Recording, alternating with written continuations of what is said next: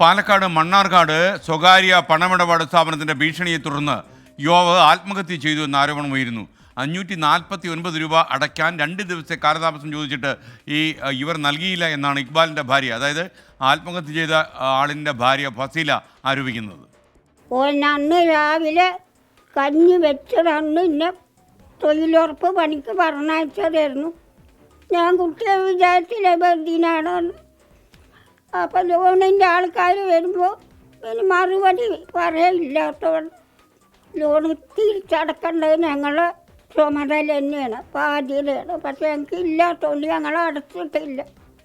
അപ്പം നാണം കടാൻ വയ്യാച്ചിട്ട് ഓന് സ്വന്തം മക്കളെ പോലും ഇങ്ങനെ തെരുവിലാക്കി. ഇനി ഇരിക്കാൻ സ്വന്തമായിട്ടൊരു വീടില്ല. വീണ്ടും അവർ വന്ന് ചോദിച്ചപ്പോൾ ഞാൻ പുറത്തേക്ക് വിളിച്ച് അവർ സംസാരിച്ചു. സാറേ എനിക്ക് 2 ദിവസത്തെ അവധി തരണം പറഞ്ഞപ്പോൾ അവർ പറഞ്ഞു പോയി ചത്തൂടെ, ഞങ്ങൾക്കൊന്നും പൈസ ഇല്ലെങ്കിൽ എന്ന് പറഞ്ഞു. സാറേ ഞാൻ ഏറ്റെടുത്തോളാം ലോണ്, ഞങ്ങൾക്ക് 2 ദിവസത്തെ സാവകാശങ്ങൾ തരുന്നു. അന്നത്തെ അടവ് 549 രൂപ അടവ്. 2 ദിവസത്തെ അവധിയാണ് ചോദിച്ചത്, അത് തരില്ല. പോയി ചത്തൂടെ എന്ന് പറഞ്ഞു. അവരപ്പോൾ പെട്ടെന്ന് പോയി മനോവിഷമത്തിൽ വിഷം കഴിക്കായിരുന്നു ചെയ്തത്. അപ്പം ഞാൻ ഓടിച്ചെന്ന് നോക്കുമ്പോൾ ഓക്കനിക്കണതാണ് കണ്ടത്. അപ്പോൾ എന്താണ് ചോദിച്ചപ്പോഴാണ് അറിഞ്ഞത് വിഷം കഴിച്ചിക്കണമെന്ന്. അപ്പോൾ തന്നെ ഹോസ്പിറ്റലിൽ കൊണ്ടുപോയി. പാലക്കാട് നിന്ന് നിഖിൽ പ്രമേഷ് വിവരങ്ങളുമായി ചേരുന്നു. Nikhil, good morning. നിഖിൽ, ശരിക്കും ചെറിയൊരു പൈസയുടെ കാര്യത്തിലാണോ അദ്ദേഹം മരണത്തിലേക്ക് നീങ്ങിയത്? പറയൂ. സ്കേൻ, ഗുഡ് മോർണിംഗ്. ഏറ്റവും കൂടുതൽ വേദന നൽകുന്നതും ആ കാര്യം തന്നെയാണ് സ്കേൻ. കേവലം 549 രൂപ അടവ് നൽകാൻ അദ്ദേഹത്തിന്റെ കയ്യിൽ ഇല്ലാത്തതിനാലാണ് പെട്ടെന്ന് മനോവിഷമം ഉണ്ടാവുകയും ഈ ഏജന്റ് വീടിന്റെ മുന്നിൽ നിൽക്കുമ്പോൾ തന്നെ നേരെ വീടിനകത്ത് പോയി വിഷം കഴിച്ച് ആത്മഹത്യ ചെയ്യുന്ന സാഹചര്യം ഉണ്ടായതും. ഈ ഏജന്റ് പറഞ്ഞത് നിനക്ക് തരാൻ പണമില്ലെങ്കിൽ പോയി മരിച്ചൂടെ എന്നാണ് അദ്ദേഹത്തോട് ചോദിച്ചത്. അത് കേട്ട മനോവിഷമത്തിലാണ് ഇക്ബാല് നേരെ പോയി ഈ വിഷം കഴിച്ച് ആത്മഹത്യ ചെയ്തത്. ഇത് കേവലം ഒരു ഇക്ബാലിന്റെ മാത്രം കാര്യമല്ല. നമ്മുടെ ആനിവേഴ്സറി ദിനത്തിൽ നമ്മൾ നൽകിയിട്ടുള്ള ഒരു പരമ്പരയിൽ തന്നെ ഇത് വ്യക്തമാക്കുന്നുണ്ട്.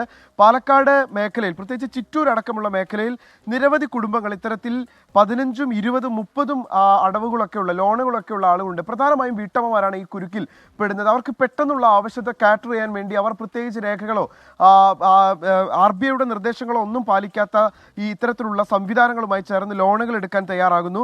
അവരുടെ ആവശ്യം എന്ന് പറയുന്നത് പെട്ടെന്ന് പണം കിട്ടണം എന്നുള്ളതാണ്. പക്ഷെ അതിന് എത്രയാണ് നൽകേണ്ടി വരുന്ന പലിശയെന്നോ തിരിച്ചു നൽകേണ്ട പണം എത്രയെന്നോ ഒന്നും തന്നെ അവർ ആലോചിക്കുന്നില്ല.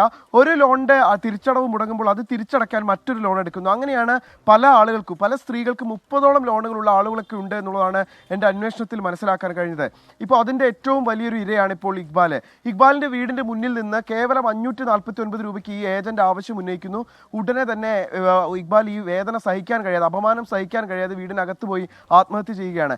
ഏതാണ്ട് 5 ലോണുകൾ ഇക്ബാലിനുണ്ട്. അങ്ങനെ കേൾക്കുമ്പോൾ അതൊരു വലിയ തുകയായിരിക്കുമെന്ന് നമ്മൾ കരുതും. കേവലം അത് 2 ലക്ഷം രൂപയിൽ താഴെ മാത്രമാണ് എന്നുള്ളതാണ് നമ്മൾ കാണേണ്ട കാര്യം.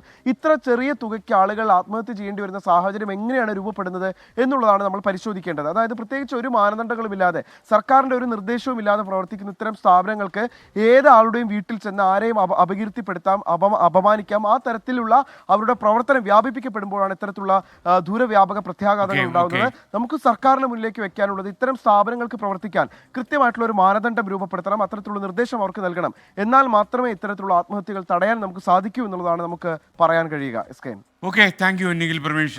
ആൽഫ പറയുന്ന പോലെ 1000 രൂപയ്ക്ക് താഴെ പ്രശ്നം ഉണ്ടായപ്പോൾ ഒരു മരണം സംഭവിച്ചു എന്നുള്ളത് വളരെ നിർഭാഗ്യകരമായ സംഭവമാണ്. ഈ ആത്മഹത്യകളൊക്കെ തന്നെ കൂടി വരുന്നു എന്നുള്ളത് നമ്മളെ വല്ലാതെ അലോസരപ്പെടുന്നു. ആത്മഹത്യ ഒന്നിനും പരിഹാരമല്ല എന്നൊരിക്കൽ കൂടി പ്രിയപ്പെട്ട പ്രേക്ഷകരോട് പറയുകയാണ്. നിങ്ങൾ ഈ സൂയിസൈഡിൻ്റെയൊക്കെ നാൽക്കവൽ, അങ്ങനെ ഒരു ചിന്തയുടെ നാൽക്കവൽ നിൽക്കുമ്പോൾ ഈ ജീവിത പച്ചപ്പിനെ കുറിച്ച് നിങ്ങൾ തീർച്ചയായിട്ടും ആലോചിക്കണം. എല്ലാം അടുത്തു പോയാൽ പിന്നെ എന്ത് വേണമെന്ന് ചോദിക്കുന്ന ആൾക്കാരുണ്ട്. അവരോട് നമുക്ക് എന്താ പറയാൻ പറ്റുക?